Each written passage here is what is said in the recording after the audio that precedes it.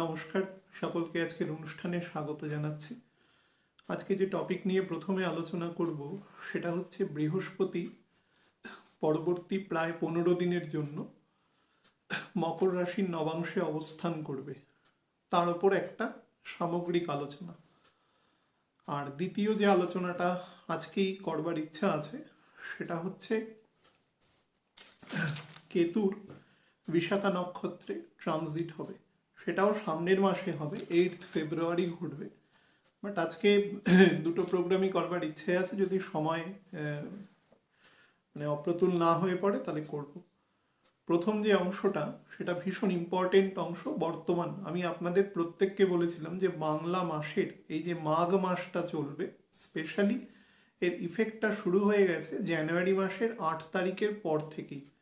হ্যাঁ, যদি আপনি আরও যদি অ্যাকিউটভাবে পর্যালোচনা করেন তাহলে তার ইফেক্টটা শুরু হয়েছে নর্মালি ডিসেম্বর মাসের 22-23 তারিখের পর থেকে। এর যে নেগেটিভ আসপেক্টগুলো আছে বর্তমানে যেগুলোর মধ্যে দিয়ে আমরা যাচ্ছি, তার ইফেক্টটা আমরা 7-8 তারিখ থেকে অল্প অল্প করে অনুভব করেছি আমাদের প্রত্যেকের ইন্ডিভিজুয়াল যে এক্সপেরিয়েন্স আছে তার দ্বারা, এবং সেটা একদম অ্যাকিউটভাবে কাজ করবে রবি যখন মকর রাশিতে ট্রানজিট করেছে, অর্থাৎ 14 তারিখ। আজকে আমি অনুষ্ঠান করছি যখন, আজকে 18 তারিখ। তো ইন বিটুইন দ্যাট পিরিয়ড এবং এটা একটা ট্রানজিশনাল মোডে ছিল, এবং 18 তারিখ আজকে অনুষ্ঠান করছি। 18 তারিখ সকাল 10টা 15 মিনিটে বৃহস্পতি মকর রাশির নবাংশে অর্থাৎ 10 ডিগ্রি ক্রস করবে কুম্ভ রাশিতে। কুম্ভ রাশিতে 10 ডিগ্রি ক্রস করবে, আছে রাহুর নক্ষত্রে শতভিষা, সে নবাংশে চলে যাবে মকর রাশিতে এবং এই নবাংশে থাকবে, অর্থাৎ 13 ডিগ্রি 20 মিনিট পর্যন্ত অতিক্রম করতে বৃহস্পতি সময় নেবে। পরবর্তী প্রায় 15 দিন থাকবে 2রা ফেব্রুয়ারি ভোর 6টা 12 মিনিট পর্যন্ত। ইন বিটুইন এই মকরের নবাংশে অবস্থান করবে। এই মকরের নবাংশে চলাকালীন কি ফল পেতে চলেছে তার উপর একটা সামগ্রিক আলোচনা আগে করে নিই। দেখুন, মকর রাশি দিয়ে যখন বৃহস্পতি পাস করেছে কিছুদিন আগে, কিছুদিন বলবো না, অ্যাকচুয়ালি এই প্রসিডিওরটা স্টার্ট হয়েছে 2020 সালের মোটামুটি মার্চ মাসের 3rd উইকের পর থেকে, যখন 27 ডিগ্রিও ক্রস করে গেছে ধনু রাশির। তারপরে মকর রাশিতেও সম্ভবত ঢুকেছে 30শে মার্চ এবং থেকেছিল প্রায় 30শে জুন পর্যন্ত, প্রায় 3 মাস। 3 ডিগ্রি 9 মিনিট পর্যন্ত মকর রাশির প্রথম নবাংশে ঢুকেছিল এবং তখনকার এক্সপিরিয়েন্স আমরা আমাদের জীবন দিয়ে উপলব্ধি করেছি। তারপরে ও পুনরায় স্যাজিটেরাসে এসছে এবং 23 ডিগ্রি পর্যন্ত নেমেছে, নেমে আবার মার্গী হয়ে পুরো মকর রাশিতে অবস্থান করেছে। গত বছরের প্রায় 2020 সালের প্রায় এন্ডের দিক থেকে এন্টায়ার 21 সালের শুরুর দিক পর্যন্ত আমরা উপলব্ধি করেছি, এবং তারপরে ও কুম্ভ রাশিতে 8 ডিগ্রি 5 মিনিট পর্যন্ত গেছে, গিয়ে আবার পেছন দিকে এসছে, এসে মকর রাশিতে প্রায় 2.5 ডিগ্রি পর্যন্ত ঢুকেছে। 15ই সেপ্টেম্বর 2021 সালেও বক্রগতিতে পুনরায় মকর রাশিতে ঢুকেছে। আলটিমেটলিও ডাইরেক্ট হয়েছে 18ই অক্টোবর। 1 মাস ও বকরি গতিতে মকর রাশিতে ছিল, মাত্র 2.5 ডিগ্রির মধ্যে। তারপরে আবার মার্গী হয়েছে, মার্গী হয়ে আলটিমেটলিও মকর রাশি থেকে বেরিয়েছে গত বছর 20 নভেম্বর। তো মকর রাশির কাছাকাছি বৃহস্পতির এই যে অবস্থান, এটা কিন্তু নিয়ার অ্যাবাউট 1.5 বছর ধরে ছিল। এই 1.5 বছরে আমরা আমাদের জীবন দিয়ে উপলব্ধি করেছি এবং তা নিয়ে আমি অনেকগুলো ভিডিও করেছি। যারা দেখেননি তারা দয়া করে একটু দেখে নিতে পারেন, এখনো রয়েছে ভিডিওগুলো। তো নবাংশ অ্যাকচুয়ালি কি? নবাংশ আপনি যদি এক কথায় বলেন, একজন নভিসকে যদি আমি বলি, তাহলে নবাংশ হচ্ছে একটা গ্রহের সেই মুহূর্তে অ্যাকিউটভাবে কোথায় ফাংশন করছে সেটা, আপনাকে সোজা ভাষায় বলা যেতে পারে একটা ডেরিভেটিভ। তো যারা ম্যাথামেটিক্স পড়েছেন তারা জানেন যে যদি আমি x³ ডেরিভেটিভ করি তাহলে সেটা হয়ে যায় 3x²। তো ডেরিভেটিভ হচ্ছে অ্যাকচুয়ালি সে কোন পয়েন্টে ফাংশন করছে সেই মুহূর্তে, সেটাকে বোঝায়। আমরা নর্মালি D9 কার্ভ নবাংশ দিয়ে আমাদের বৈবাহিক জীবন বা আরও আমাদের জীবনের সমস্ত কিছু বোঝায়, কিন্তু নবাংশের বেসিক যে ফাংশন সেটা হচ্ছে আমাদের জীবনের যে কোনো মাইনিউট যে চেঞ্জেসগুলো রয়েছে সেই মাইনিউট চেঞ্জেসগুলো সমাজের ক্ষেত্রে কিভাবে ইম্প্যাক্ট করে। এবার চন্দ্র প্রত্যেক দিন নিয়ার অ্যাবাউট একটা ঘরের প্রায় ধরুন 40% মতন সে যায়, 40 to 45% মতো। তো সেই হিসাবে ধরে নেওয়া যেতে পারে 12 ডিগ্রির মতন যায় চন্দ্র, 2 ঘন্টায় 1 ডিগ্রি মতন যায়। তো সেই হিসেবে চন্দ্র তার মানে সারাদিনে নিয়ার অ্যাবাউট 4টে করে নবাংশ চেঞ্জ করে। তো সেই হিসাবে হিসেব করুন যে প্রায় 29 দিনের মতন চন্দ্র একবার তার পূর্ণ পরিক্রমা করতে পারে 12টা ঘর। তো কিন্তু সেগুলো নিয়ে যদি আমরা প্রত্যেক মুহূর্তে, যদি অনেক সময় মানুষ বলে যে এই মুহূর্তে পরীক্ষা আছে, এই মুহূর্তে এক্সাম আছে, তখন আমাদের সেই মুহূর্তের মাইনিউট তার নবাংশ চার্টকে দেখতে হয়, তার বার্থ চার্টের রেসপেক্টে কোথায় রয়েছে সেই মুহূর্তে প্ল্যানেটগুলো। মনে করুন আমি যখন আজকে অনুষ্ঠান করছি এই মুহূর্তে রবি রয়েছে এখন বৃহস্পতির সাথেই অবস্থান করছে কুম্ভ রাশিতে। তো নিজের ঘর থেকে সমসপ্তমে রবি অবস্থান করছে নবাংশে, কিন্তু অ্যাকচুয়াল হরোস্কোপে কিন্তু রবি বসে রয়েছে মকর রাশিতে। তো এই মুহূর্তে তার ইম্প্যাক্ট যেটা দেবে সেটা কিন্তু তার থেকে একটু বেটার দেওয়ার চেষ্টা করবে, যেহেতু নিজের ঘর থেকে 6th হাউস ক্রস করে রয়েছে। আমি আলোচনায় আরও একবার বলেছি যে রবি কিন্তু 6th হাউসে খারাপ ফল দেয় না, কারণ রাজা সবসময় একা থাকে, কিন্তু 7th হাউসে থাকলে তার ফাংশনেবিলিটিটা অনেক বেশি হয়, অনেক ব্যাপক হয়, সে অনেক বেশি লোকের সাথে কোঅর্ডিনেট করতে পারে, নর্মাল বা তার সমতুল্য কোনো ব্যক্তি। তো সেই হিসাবে নবাংশে এখন আপনি ভাবুন বেস যে বেস হরোস্কোপে বৃহস্পতি রয়েছে কোথায়, কালপুরুষের 11th হাউসে মানে অ্যাকুয়ারিয়াসে রয়েছে, কিন্তু নবাংশে সে তার দ্বাদশে বসে রয়েছে এবং অ্যাকিউটভাবে 15 দিন এখানে বসে থাকবে, এবং নক্ষত্রটা রয়েছে শতভিষা। শতভিষা নক্ষত্র নিয়ে আপনাদের আগের দিনই বলেছি, শতভিষা নক্ষত্রের প্রধান টেন্ডেন্সি হচ্ছে কোনো জিনিসকে হিল করা, কোনো জিনিসকে সুস্থ করা। তো সুস্থ কে হয়? অসুস্থ যে থাকে সেই তো সুস্থ হয়। তো সেই হিলিং ক্যাপাসিটি এইখানে বৃহস্পতির অনেক গুণ বেড়ে যাবে, কারণ এটা কালপুরুষের 10th হাউস। এবার এই 10th হাউসের কিছু বেসিক নেচার আছে, অনেকবার আলোচিত হয়েছে ব্যাপারগুলো। আপনারা যদি যারা নিয়মিত অনুষ্ঠান শোনেন তারা সবকটা অনুষ্ঠানকে যদি একটুখানি কোঅর্ডিনেট করতে পারেন তাহলে বুঝতে পারবেন যে আমি মকর নিয়ে আপনাদের বারবার বলেছি যে মকর হচ্ছে কালপুরুষের মধ্যে যে কটা ঘর আছে। দেখবেন ভগবান যখন বিভূতি যোগে তার বিভিন্ন সাদৃশ্য, অর্থাৎ ইহলোক মানে মেটেরিয়াল যে লোক আছে, যে লোকে ভগবান কখনো মহামায়ার থ্রু দিয়ে সবসময় এখানে ফাংশন করেন। তো তিনি যখন আসেন তার আগে মহামায়াকে অ্যাকিউট তার ব্যবস্থাপনা করতে হয়, কারণ তিনি মায়াকে কখনো স্পর্শ করেন না। ঈশ্বর পরম ভগবান মায়াকে কখনো স্পর্শ করেন না, কিন্তু এটা তো ইলিউশনারি ওয়ার্ল্ড, মায়াবাদ তো এখানে।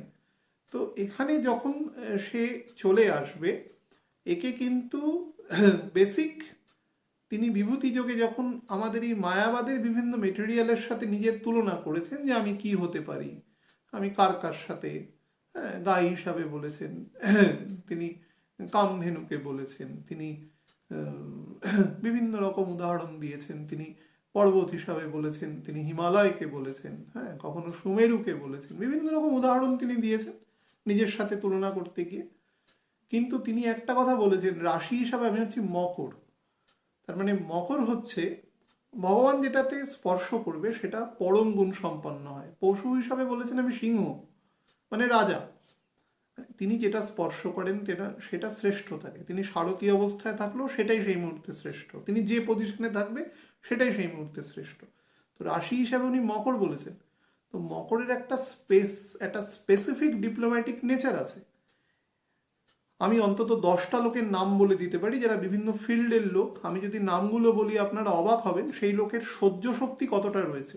মকর হচ্ছে এমন একটা রাশি যার এন্ডিউরেন্স পাওয়ারের সাথে কোনো রাশির কোনো তুলনা চলবে না।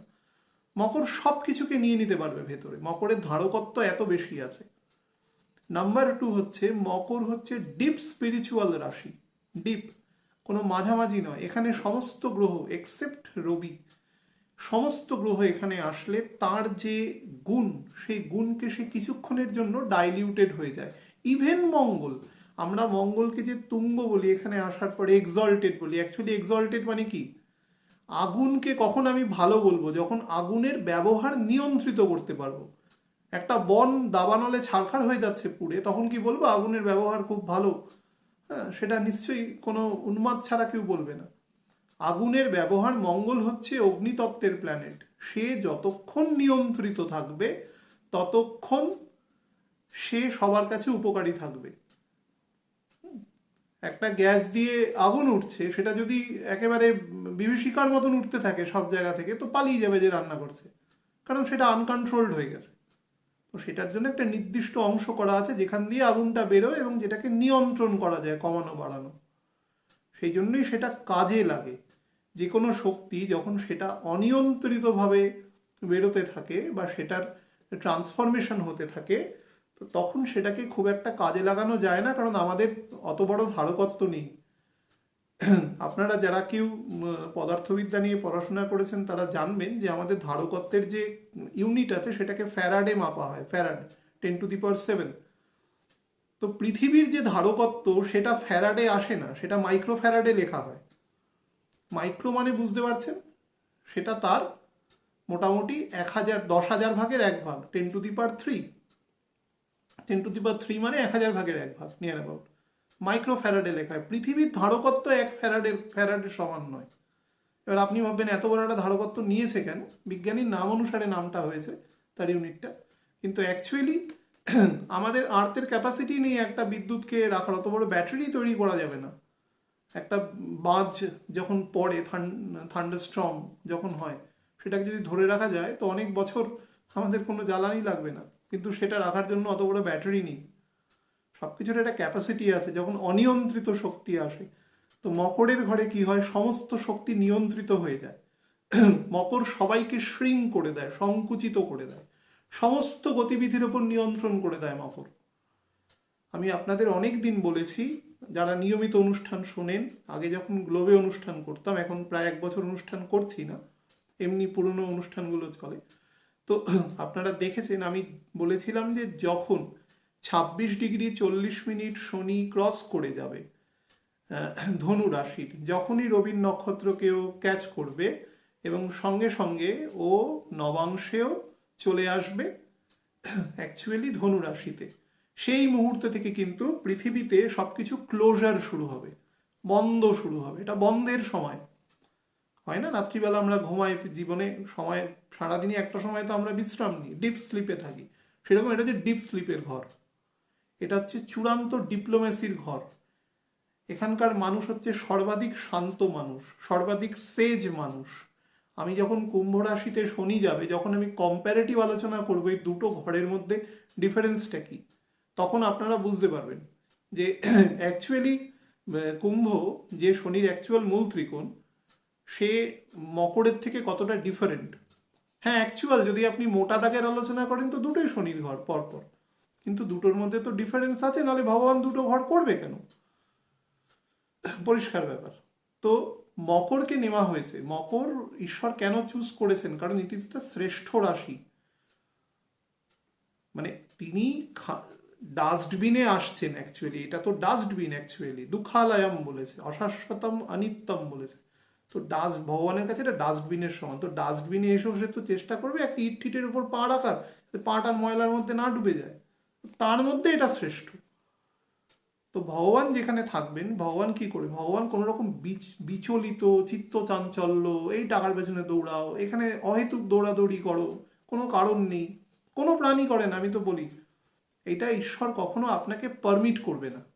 ঈশ্বর আপনাকে থামিয়ে রেখে দেবে সেই জায়গাটাতে। দেখুন কালভদ্রে সারা পৃথিবী মোরাললেস থেমে আছে, একেবারে ফেব্রুয়ারির শেষ পর্যন্ত উড়ানো বন্ধ করে দিয়েছে, কোনো জায়গাতে মোবিলিটি নেই। দেখবেন 18 তারিখের পরে যখন মঙ্গলের নক্ষত্রে, ধনিষ্ঠা নক্ষত্রে যাবে, তার আরও কিছুদিন পরে যখন শনি পূর্ণ গতিতে এগোতে থাকবে কুম্ভের দিকে, তারপর থেকে মোবিলিটি আসতে থাকবে আস্তে আস্তে। এটা হচ্ছে চর রাশি, কিন্তু একে নড়াতে গেলে যে শক্তির প্রয়োজন হয়, সেই শক্তি এই পৃথিবীর বুকে খুব খুব জ্ঞানী এবং মহান মানুষদের থাকে, সবার মধ্যে মকরের গুণ থাকে না। এবং মকরের শেপটা দেখবেন, অর্ধেক মৎস্যের শেপ, অর্ধেক হচ্ছে শিপ। গতদিন বলেছি, এটাকে পুনরাবৃত্তি করছি না। তো বৃহস্পতি যখন মকরের ঘরে আসবে নবাংশে, সেখানে অলরেডি ন্যাচারালি শনি বসে রয়েছে চন্দ্রের নক্ষত্রে, রবিও বসে রয়েছে, বকরি বুধ বসে রয়েছে। That is the main important thing. সে কি করবে? সবকিছুতে স্ট্যাগনেশন করে দেবে, সবকিছু হঠাৎ করে থামিয়ে দেবে।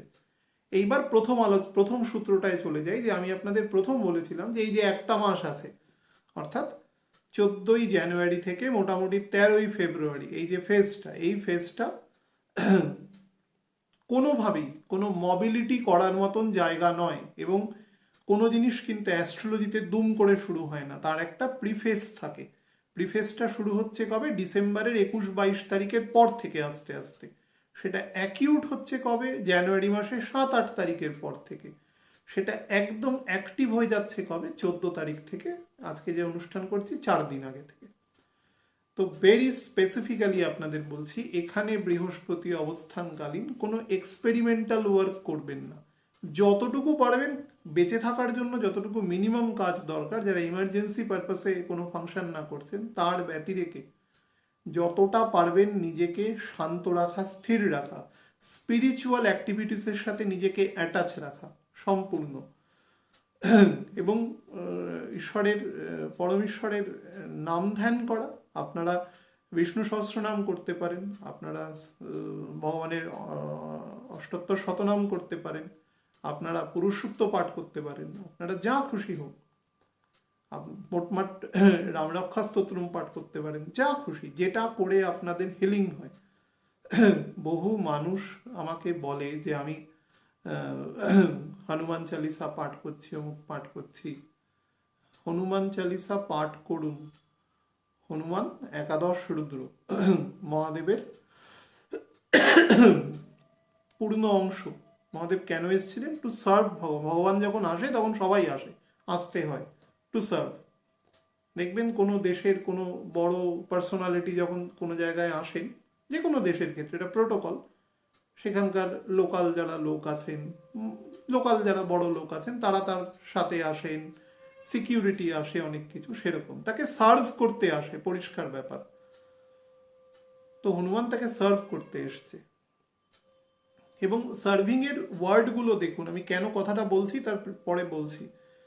যখন হনুমান চালিসা পাঠ করেন আপনারা, তখন দেখবেন ওখানে পরিষ্কার বলা রয়েছে, তো ভগবানের সে হচ্ছে সার্ভিসম্যান, তো সে পরম চতুর, এবং রাম কার্য ছাড়া তিনি অন্য কোনো কাজ করেন, অর্থাৎ ভগবানের শুধু আজ্ঞা নেন। আপনি কোনোদিন দেখেছেন হনুমানকে গিয়ে ভগবানের কাছে কোনোদিন কিছু চাইতে, যে আমাকে এটা দাও, আমাকে এটা দিন আপনি প্রভু? কোনোদিন দেখেছেন? আপনারা সেই মহাদেবের সেই একাদশ রুদ্রের কাছে গিয়ে জীবনের সমস্ত কামনা বাসনা যা আছে সব কিছু চান। অ্যাকচুয়ালি তিনি যেটা বলছেন সেটাকে কখনো সাইট করেন না, যে এখানে কি লেখা আছে অ্যাকচুয়ালি। ওটা একটা মুখস্থ। সেই আমি দেখেছি, অনেক, খুব দুঃখের সঙ্গে বলছি, বর্তমান যুগে যারা পুজো আর্চা করেন তাদের মধ্যে অনেক মানুষের মধ্যেই প্রপার এডুকেশন নেই। অনেক মানুষের মধ্যে আছে, আমি বেশ কিছু মানুষকে চিনি যারা অসম্ভব জ্ঞানী, কিন্তু আমি বহু মানুষকে দেখেছি তারা মন্ত্রের মানেও জানেন না, তিনি মুখস্থ করে নিয়েছেন তার পেশার দায়ে। তাকে সবসময় দোষ দিয়ে লাভ নেই, কারণ এটা কলিযুগ। সেরকমভাবে আপনারা অন্ধ হবেন না, কি লেখা আছে সেটা রিড বিটুইন দ্য লাইন্স। ভগবান রামচন্দ্রের একটা ফর্মাল পার্সোনালিটি ছিল। তিনি 32 কলায় এসেছিলেন, তো পরম ভগবানের 32 কলায়, শ্রীকৃষ্ণের 32 কলায় অবতার। তো সেখানে তার কেউ ঘাড়ে চড়ে যেতে পারতো না, সবাই রামচন্দ্রের বন্ধু, সবাইকে তিনি সমান সম্মান করেন, পদসেবা পর্যন্ত করেছেন। ভগবান পদসেবাও করেন সবাই তারই সৃষ্ট, করতে কোনো অসুবিধে নেই, তারই এক্সটেন্ডেড ফর্ম, তিনি সবাইকে সেবা করেন, সেবা নেনও। তো সেই হিসাবে কোনোদিন দেখেছেন কোনো এসে হনুমান এসে তার ঘাড়ের ওপর উঠে যাচ্ছে, সুগ্রীব এসে ঘাড়ের ওপর উঠে যাচ্ছে, কখনো নয়। রামচন্দ্র কখনো সেটা অ্যালাউ করেননি। তিনি একটা স্ট্যান্ডার্ড সবসময় মেনটেন করেছেন, এর বেশি যেতে দেব না, কারণ তিনি মর্যাদা পুরুষোত্তম, একটা জায়গাকে তিনি মেনটেন করে গেছেন। প্রত্যেকটা অবতারে ভগবান একটা কিছু শিখিয়ে গেছেন, তো ওখান থেকে ওটাই লার্ন করার দরকার, একটা মানুষের বেসিক চরিত্র কেমন হওয়া দরকার। কিন্তু ভগবান যখন পূর্ণ অবতারে এসছেন, দেখুন তাকে মাটি খাইয়ে দিচ্ছে, তাকে ফুল খাইয়ে দিচ্ছে, সে কি জানে না সে কি ফুল খাওয়ানো হচ্ছে? তিনি সবই জানে, তিনি সেটাকে অ্যাকসেপ্ট করেছে। তার সাথে বদমাইশি করছে, তার সাথে দুষ্টুমি করছে, ব্রহ্মা পর্যন্ত করেছে, এসে পরীক্ষা করেছে, তাকেও ধাঁধায় ফেলে দিয়েছে। যোগেশ্বর তো বলবো, এখানে লেখা আছে ভগবানকে কি বলা হয়, যোগেশ্বর। সমস্ত যোগ তার দ্বারা তৈরি হয়।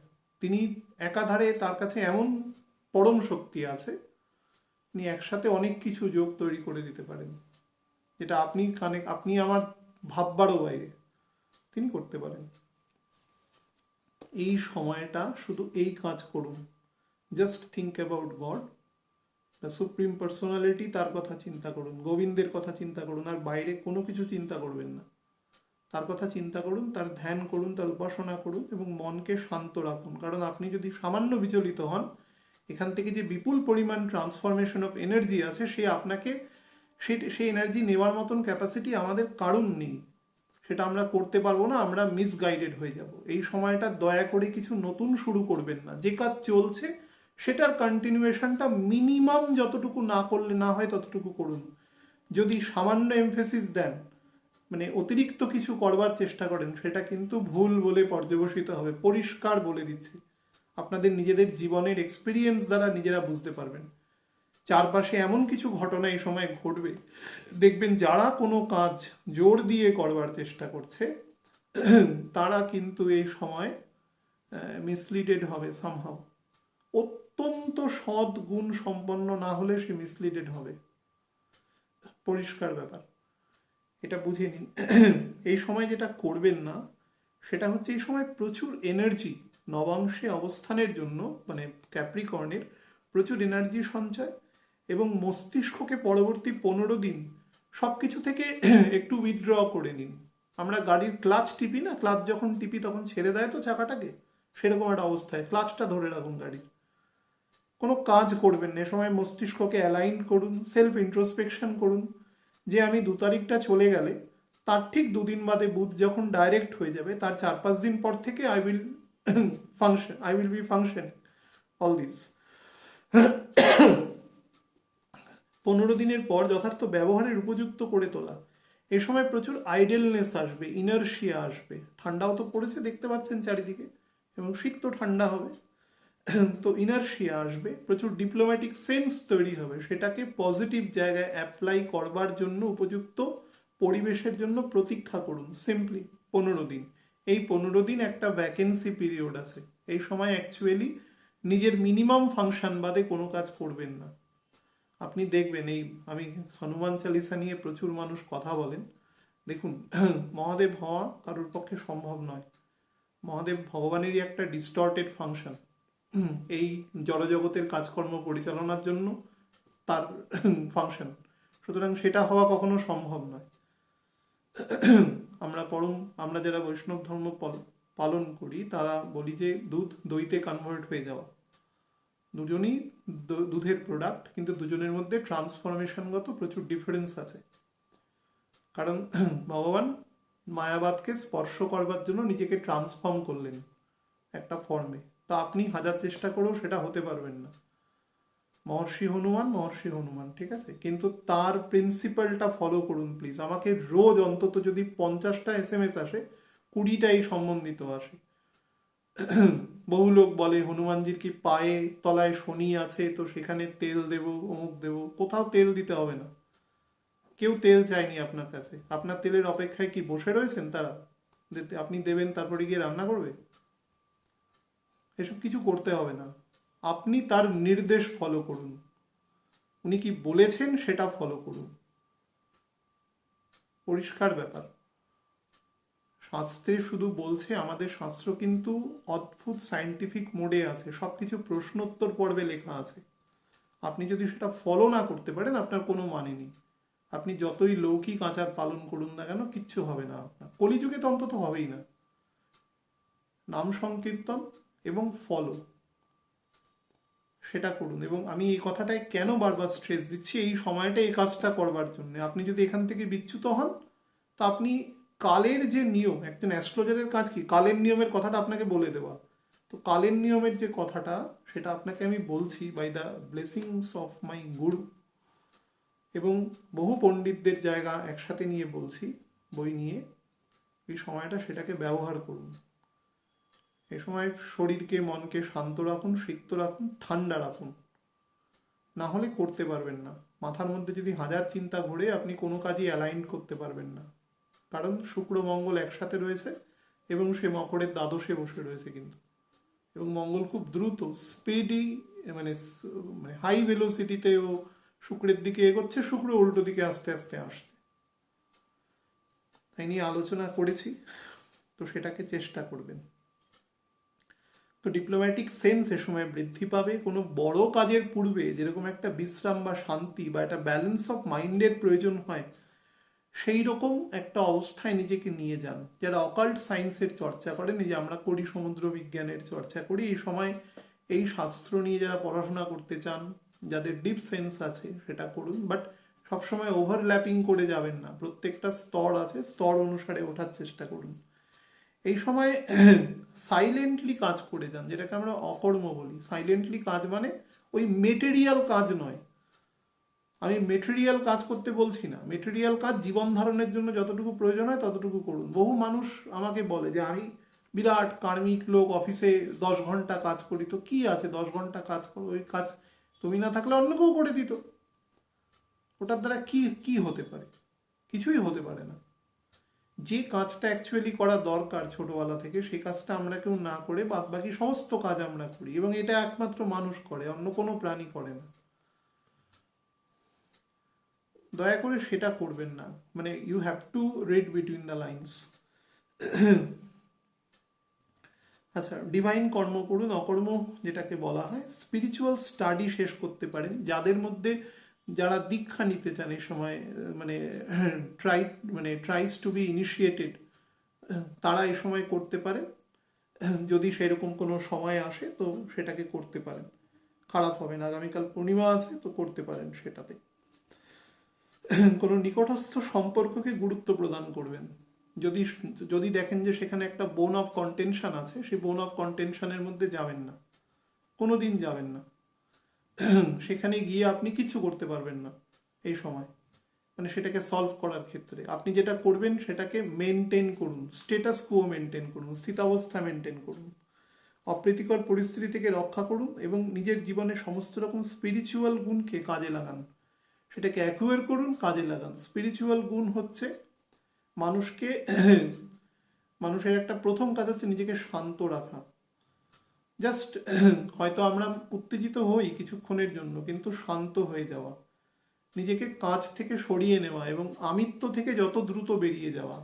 আমি অনেক বয়স্ক লোকেদের শুনি সারাদিন আমি ছাড়া কোনো কথা বলতে পারে না। আমি এই কাজ করি, আমি ওই কাজ করি, আমি এখানকার হেড, আমি সেখানকার হেড। আরে বাবা, দুদিন বাদে মরে যাবে, কি হবে? আমি ভুলে যাবে লোকে। এত বড় বড় লোক পৃথিবী থেকে চলে গেছে, সারাদিনে আমাদের কবার মনে আসে তাদের কথা?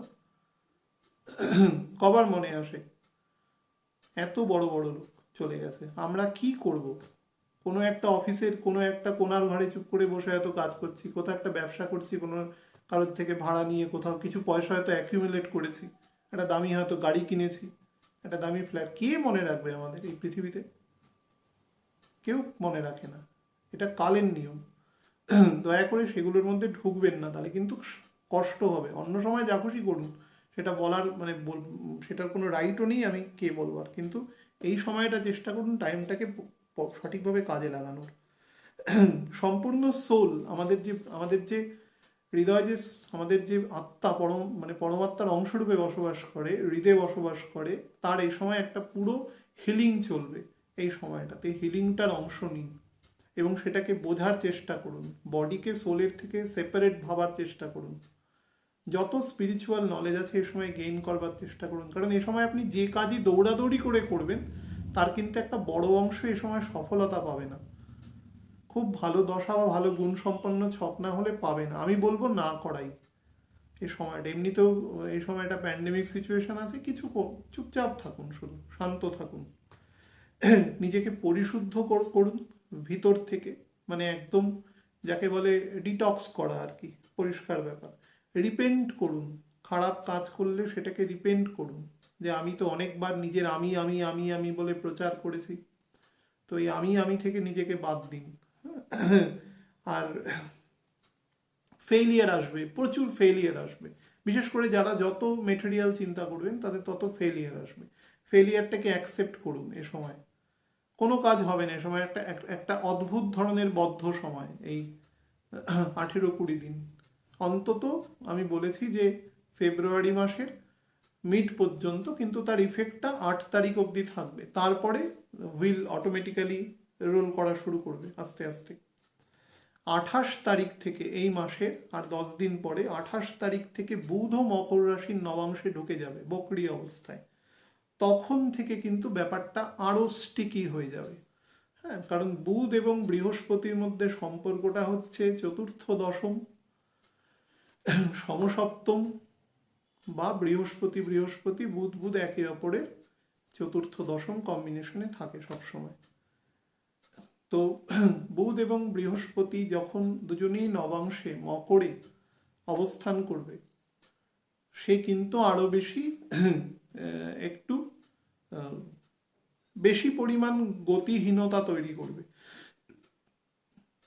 আপনারা নিজেদের এক্সপিরিয়েন্স দিয়ে বুঝতে পারবেন 26-27 তারিখের পরে এই মাসের আর 8-9 দিন পর থেকে দেখবেন যে আরও গতিহীন হয়ে যাচ্ছে।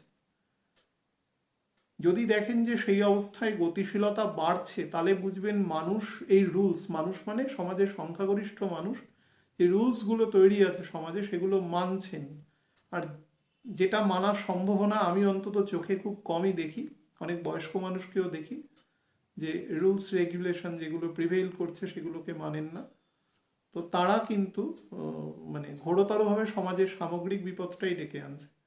তাহলে কিন্তু সেটা হবে না, এবং এটা প্রায় 8-9 তারিখ পর্যন্ত কিন্তু এরকম একটা ক্লোজার জায়গা থাকবে।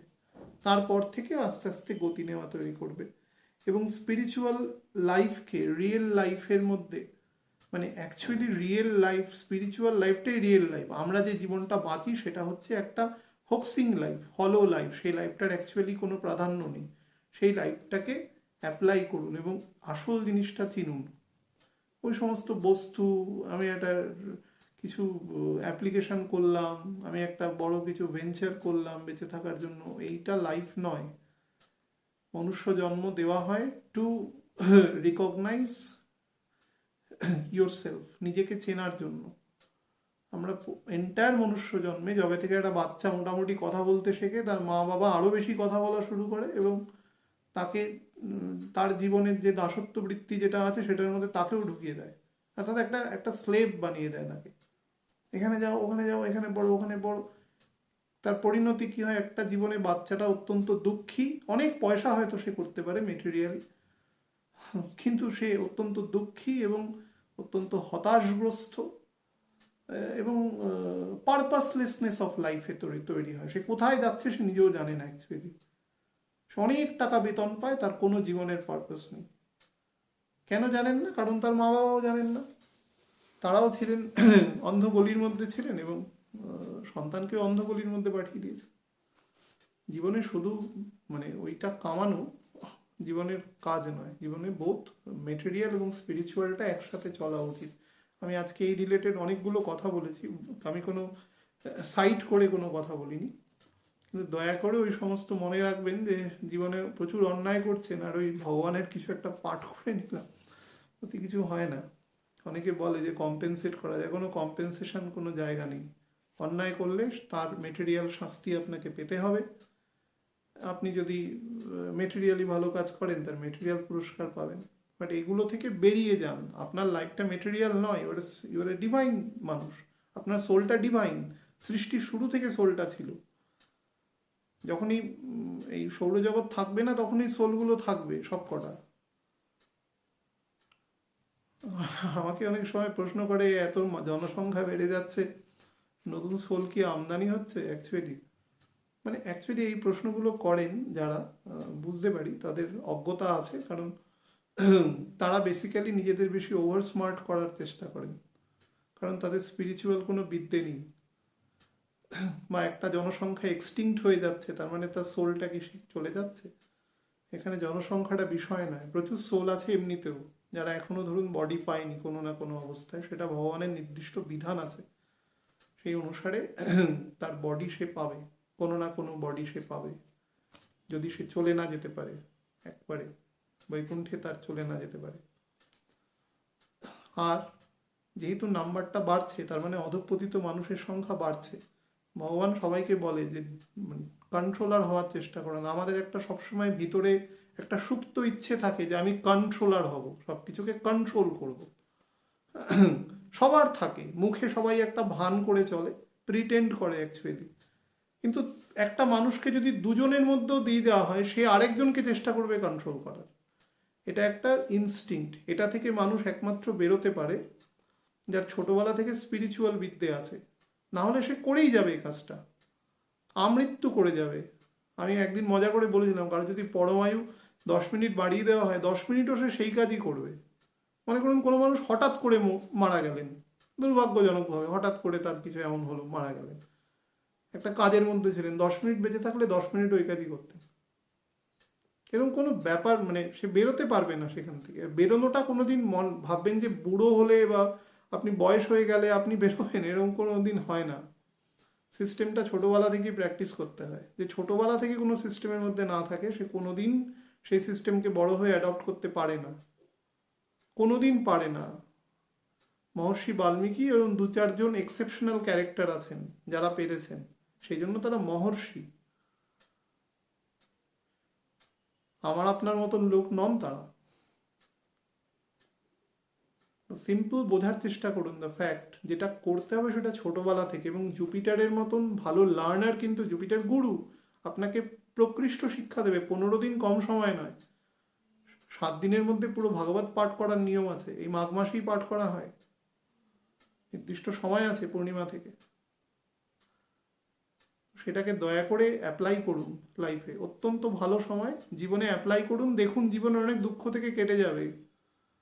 একটা দামি গাড়ি বা একটা দামি ফ্ল্যাট আপনাকে 10-15 দিন আনন্দ দেবে, তারপরে দেখবেন আবার দুঃখ চলে আসবে।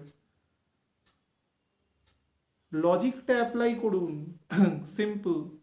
একটা লোক যে পদে রয়েছে সে তার পরের পোস্টে যাওয়ার চেষ্টা করছে, তাহলে সেই পোস্টে কি কোনো লোক নেই? সেই পোস্টেও তো লোক আছে, সেই লোকটা তারপরের পোস্টে যাওয়ার চেষ্টা করছে। তাহলে এমন কোনো লোক আছে কি কোনো একটা পোস্টে যাওয়ার পরে সে বলবে যে আমি আর যাব না? তার মানে আলটিমেটলি তার দৌড়, তার যে ইঁদুর দৌড়, সেটা কোনো দিন থামবে না। সে সারা জীবন পরের পোস্টে যাওয়ার চেষ্টা করবে। সিম্পল ব্যাপার। এই যে আজীবন লড়াই, তার যে পুরো এই যে জীবনটা তাকে অ্যাকচুয়ালি দেওয়া হয়েছে একটা নির্দিষ্ট উদ্দেশ্যে, সেই উদ্দেশ্যটা সে জীবনে কোনোদিন ভুলছে জানেই না তার অ্যাকচুয়ালি কি করতে হবে। সে দুটো বই পড়ে, দুটো ইনফরমেশন গ্যাদার করে একটা সুন্দর ইংরেজি লিখতে পারলো, বিরাট নিজেকে মনে করলো জ্ঞানী গুণী মানুষ, বা একটা কবিতা লিখে দিল। অ্যাকচুয়ালি সে জানলোই না তার কি ফাংশন আছে এখানে। এবং সে ইতিহাস পড়ে সে কোনোদিন জানেনি যে এত বড় বড় লোক পৃথিবী থেকে বিনষ্ট হয়ে গেছে, তারা কোথায় হারিয়ে গেছেন, কালগর্ভে কোথায় চলে গেছে, তারা কেউ তাদের খেয়াল রাখে না। এরম তো নয় যে ইতিহাস যতটুকু সময় লেখা হয়েছে তার আগের কোনো ইতিহাস ছিল না, তার আগেও তো বহু ইতিহাস ছিল, সেগুলো আনডিসিপ্রেটেড থেকে গেছে, পড়া যায়নি, কিন্তু ছিল তো অবশ্যই। সেখানে কি মহান মানুষ ছিলেন না? অবশ্যই ছিলেন। মহান মানে আমি মেটেরিয়ালি বলছি, মহান কোথায় গেছে তারা? কেউ নেই। সুতরাং দয়া করে ইলিউশনের মধ্যে থেকে বেরোনোর চেষ্টা করুন। ইলিউশন, মানুষের যত বয়স বাড়ে তত মানুষ এটাকে চিনতে পারে, কিন্তু যারা ছোটবেলা থেকে এই পদ্ধতির মধ্যে থাকে তারা ছোটবেলা থেকেই জিনিসটা জানে। তো দয়া করে যে বয়সেই জানছেন, যতটুকুই জানছেন সেটাকে সঠিক জানুন। অ্যাকচুয়ালি একটা দামি মোবাইল কেনা বা একটা বড় পোস্ট হোল্ড করে বড় বড় কথা বলা, বা একটা বড় ব্যবসা করে বিরাট 2-3টে বাড়ি করে মানুষকে করে অন্যায় করা, অন্যায় মানে মানুষকে দেখানো যে আমি বিরাট মানুষ, ক্ষমতাবান। কিচ্ছু ক্ষমতা নেই। আপনার বডিতেও যে সোল আছে, সোলের আয়তন বলেছি 1 কেশাগ্রের 10,000 ভাগের 1 ভাগ, উপনিষদে তার বর্ণনা দেওয়া আছে, অর্থাৎ সেটা অলমোস্ট ইনভিজিবল। আপনি যত পাওয়ার অ্যাপ্লাই করুন, নিজেকে খুব ব্যায়াম ট্যাম করে শক্তিশালী হলেন, ওই সোলটা যে না লিভ করে যাবে বডিটা, সঙ্গে সঙ্গে আপনি একটা জড় পদার্থ হয়ে যাবেন। বরঞ্চ যারা সৎকারের জন্য নিয়ে যাবে তাদের তুলতে অসুবিধা হবে, আপনার ওয়েট বেশি হয়ে গেলে।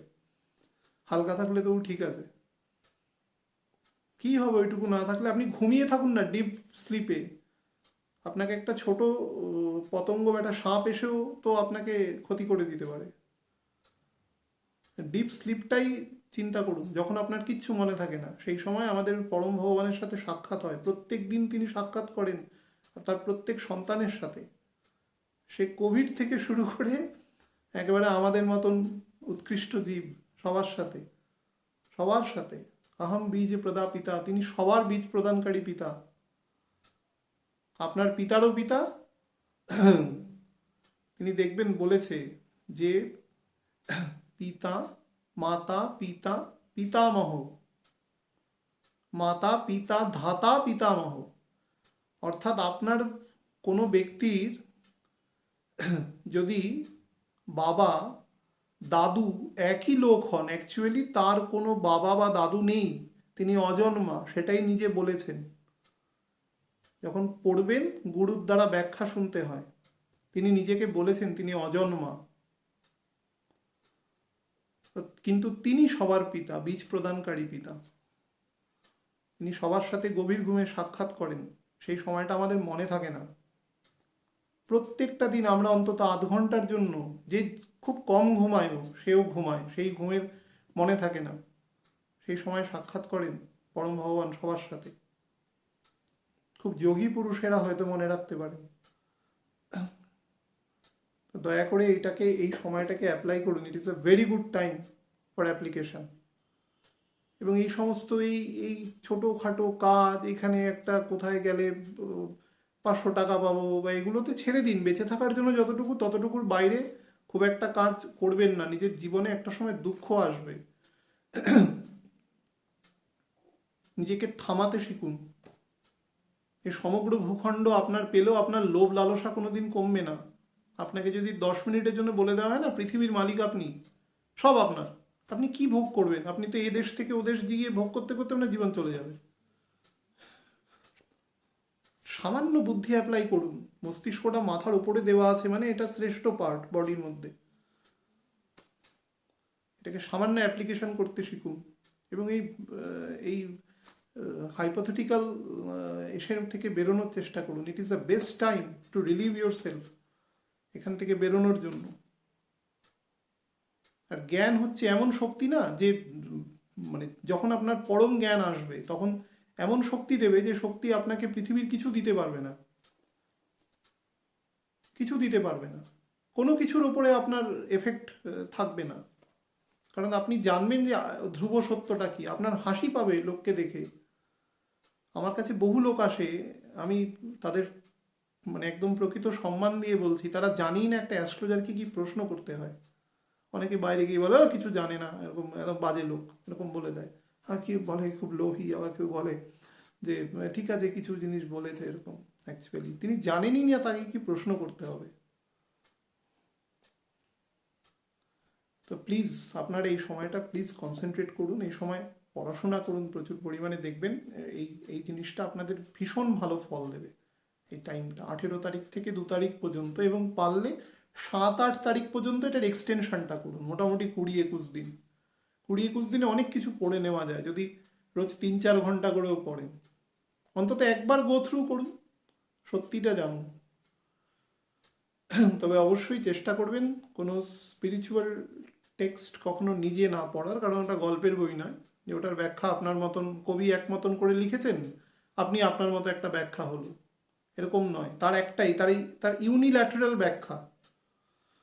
তো সেটা গুরু বলবেন এবং সেটাই আপনার মাথায় থাকবেন। সেই জন্য গুরু এবং ছাত্র দুজনকেই নির্বাচন করার পদ্ধতি আছে শাস্ত্রে।